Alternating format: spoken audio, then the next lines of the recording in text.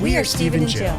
Together, we've been buying and reselling land since the 90s. Our data-centric approach leaves our buyers asking, how can you sell it so cheap? Here on the Land Academy Show, We answer that and more. Stephen here. Welcome to the Land Academy Show, entertaining land investment talk. I'm Stephen Jack Butella, broadcasting from sunny Southern California. Today, I talk with our senior manager for Land Academy, like all things Land Academy, Erin Spence, and we catch up with what matters most to our current Land Academy members this week. Hello, Erin. Hi, how are you? Good. Before we actually get into what goes on with the Land Academy members, and while I turn my phone off, what's going on this week? Like, what have you been working on? And I see all kinds of new members coming in, and your numbers are fantastic. So thank you. Yeah, absolutely. It's been a really, really good week. I don't know if it's like summer's winding down or what, but we have all kinds of people who are interested in land, even on like all the social media accounts. I'm seeing like just a huge influx of people with questions and people sending out first mailers, and it's really cool to see. Awesome. So do you have more control over,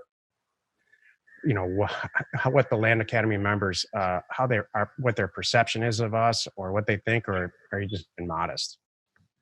I think I do. I think you do too. All right, so now you got to share it with us. Like, what's the uptick in numbers? Do you think it's did we kick up our marketing? Did you do some kind of promotion or give away some property again? I do think marketing is a big thing.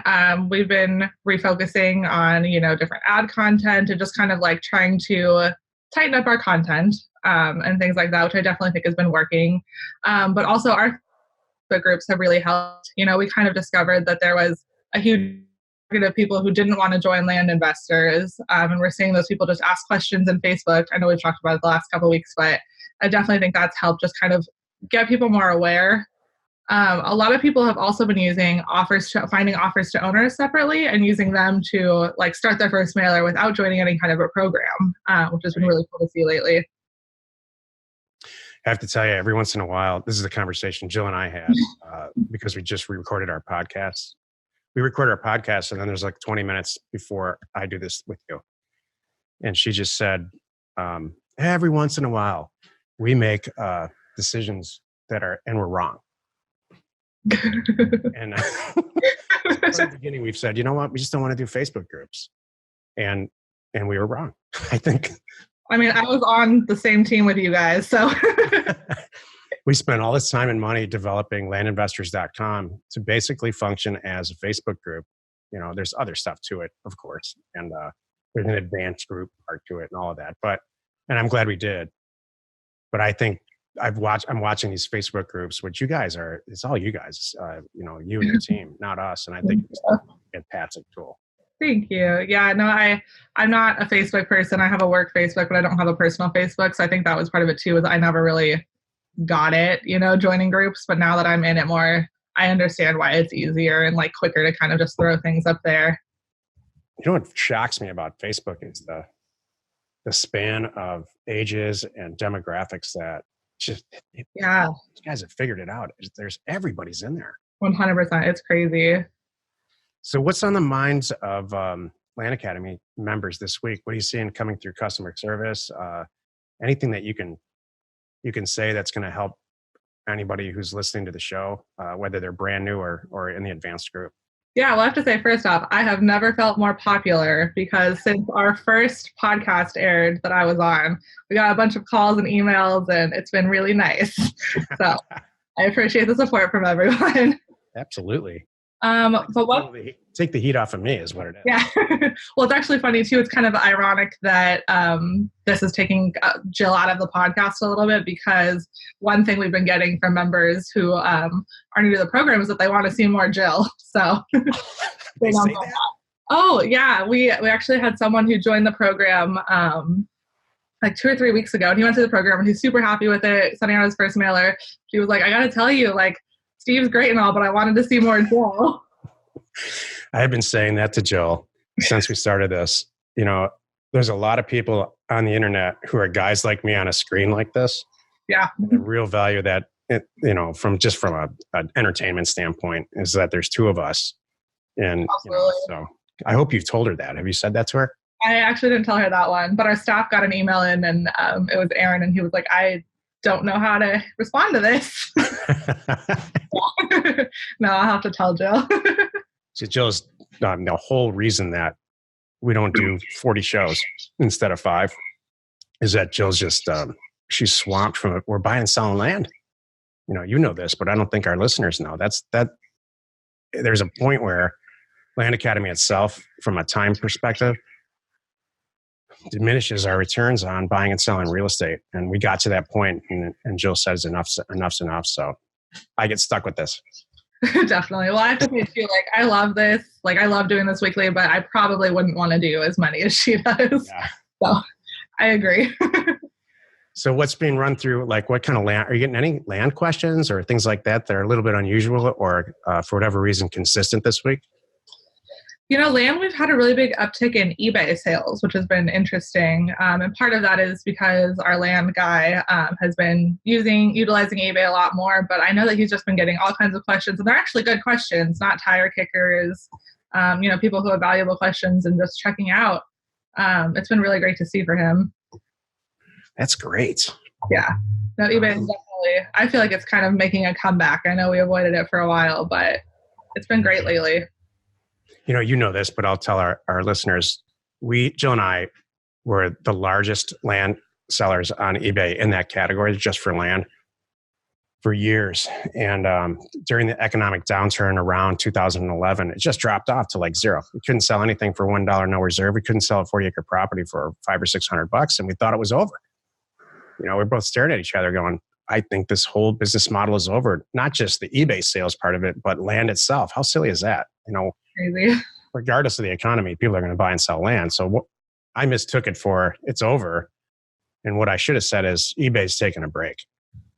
Hindsight's 2020. But yeah, so we kicked it back up as a conscious decision. And I agree with you. I love it. It's it's working. Auctions themselves, I've always been intrigued by that.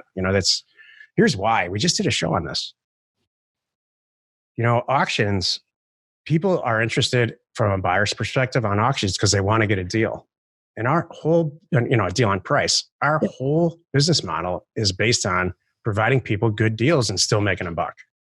Absolutely. And so fortunately, the eBay environments come back so that we can actually keep the lights on.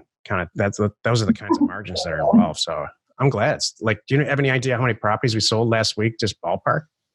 I think last week we did 5 on eBay, but that's all that we were posting right now, which is great. For a while we were only doing 1 a week. So 5 was awesome. Good. Yeah. I know you guys have the, are we still calling it the Hump Day Special? We are, yes. And those have been going really quickly every week. It's awesome. So has the format changed? The last time I heard, or maybe you're not involved in this directly, we send an email out with basically a state, county, APN, not a lot of fluff. And people buy it because it's at a such reduced rate, like wholesale prices. Yeah, no, we just started that. I got it started and trained on it and then passed it off, so I don't deal with it as much. But basically what we do is we have one featured property that's the Hump Day Special still. And that's the one that you'll see in the email with all of the pictures and everything. And then we also just attach a file. And we call the Platinum Sellers Club list. And basically it's like you said, it's just very basic information and it's a super reduced price. And part of what we're trying to do is, help other wholesalers or help people like us and our members. It's a great way for you to come in, buy one of our properties really cheaply, and then turn around and sell it and start off that way. Yeah. Both older programs that we just brought back. I'm glad you guys are having a positive, you guys, I say like I'm not involved. I'm glad we're all having a good experience. So what about customer service from existing members? Are they asking consistent questions or what's going on there this week? So I have to say this week, we definitely got a lot of feedback and questions and things about Parcel Fact. So I don't know if that's because maybe people are getting a chance to finally get in and use it with all of the updates or, they're coming up from there for all the deals they're doing. That's what I'm hoping. But we've been hearing a lot of things. First off, really, really great feedback. People love it. And, I know you talk about what's coming next in different ways. So people are already super excited. But Good. yeah, people are loving the overlays, everything we've added. I've really only heard incredibly positive feedback about that. People have had other things that they, things they would love for us to add, like they wanted to keep the last county in the search instead of having to retype the county if you're looking up a bunch of properties in the same county. Things like that, be able to search historical parcel data. But what's really cool is some of these things that people are suggesting are already coming, like searching the parcel data. That's coming very soon. I know we're working on remembering the last county too.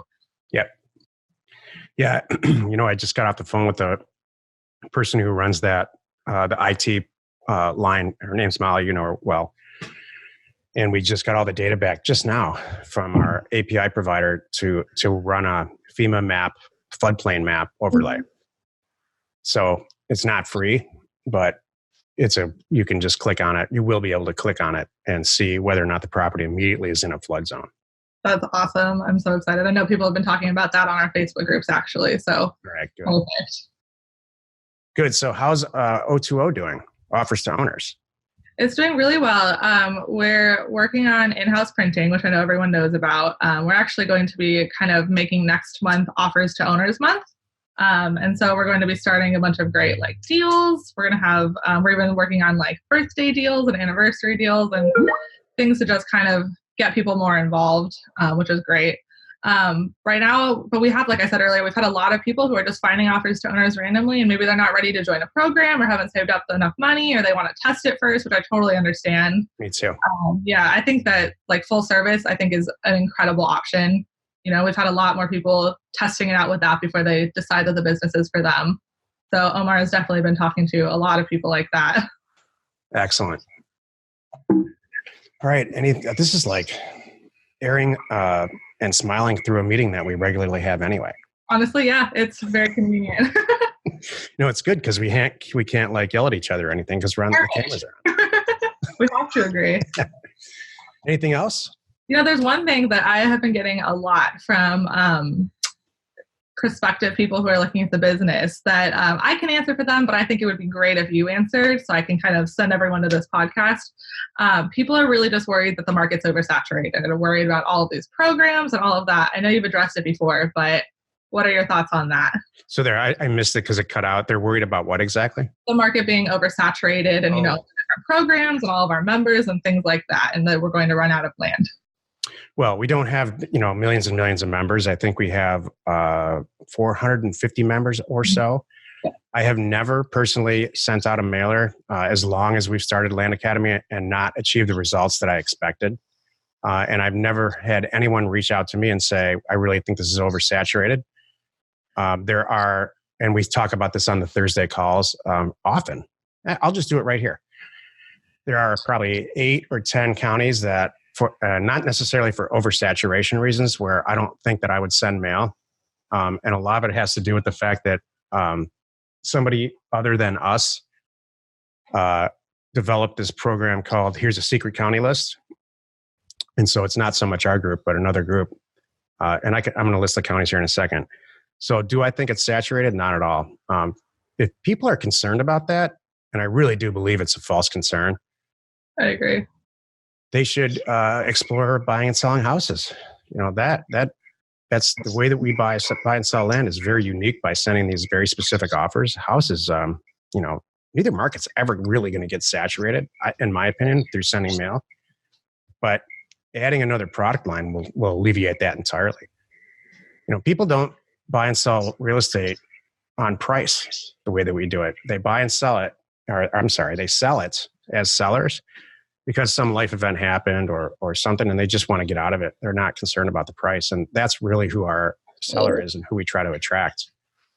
So, I've done a test. A test was this. I sent out, in a very specific county, I sent out an offer for, this is recently, offered 40, a certain price for all the 40-acre properties in that county that fit our profile, our acquisition profile. And then exactly 30 days later, I sent out the exact same mailer. And we got, I think, 12 additional, just from the first mailer, we got 12 additional positive responses. And we're in the process of buying 12 additional properties from that second mailer. So it's all timing.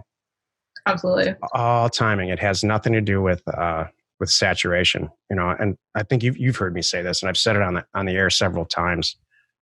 When you're watching a football game and you see that first Pepsi commercial, you're kind of interested, but you're not going to drink some Pepsi yet.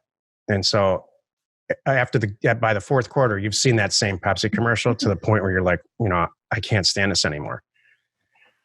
And it works the same way with offers. Those first few episodal commercials that are repetition, it works. At some point, you're going to look at, the last offer that sent and said, I thought about it the first time. I thought about it the second time. I talked to my wife about it the third time. Yeah, it turns out I guess I will. So all these, if you're in a county that seems to be, for whatever reason, there's other people that are sending mail out there, they're just warming them up for you. So I've yet to have one example where people have called us and said, too many people are sending offers out. Yeah, no, I agree 100%.